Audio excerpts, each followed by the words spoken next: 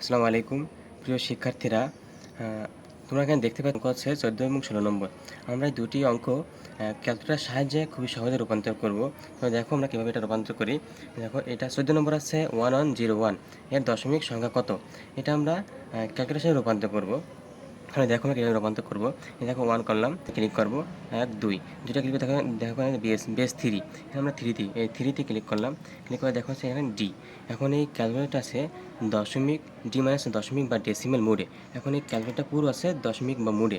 এখন আমরা যেহেতু এটা 0 এবং 1 বাইনারি সংখ্যা, এখন এটা বাইনারিতে আনতে হবে। এই দেখো এখানে আছে এই যে লগের উপরে বাইনারি BIN, এটা বাইনারি লেখা আছে। বাইনারিতে ক্লিক করলে আমরা বাইনারি মোডে হয়ে যাবে। এই দেখো এনে বি হয়ে গেল, এটা হচ্ছে বাইনারি মোড। এখন আমরা বাইনারি সংখ্যা পাতাবো। দেখো বাইনারি আছে 1101, এটা আমরা ইকুয়াল দিলে বাইনারি সংখ্যা আনলাম। এটা বাইনারি মোডে আছে, এখন আমরা ইকুয়াল দিলে বাইনারি সংখ্যা আনলাম। এখন বাইনারি সংখ্যা থেকে দশমিক সংখ্যা রূপান্তর করতে হবে।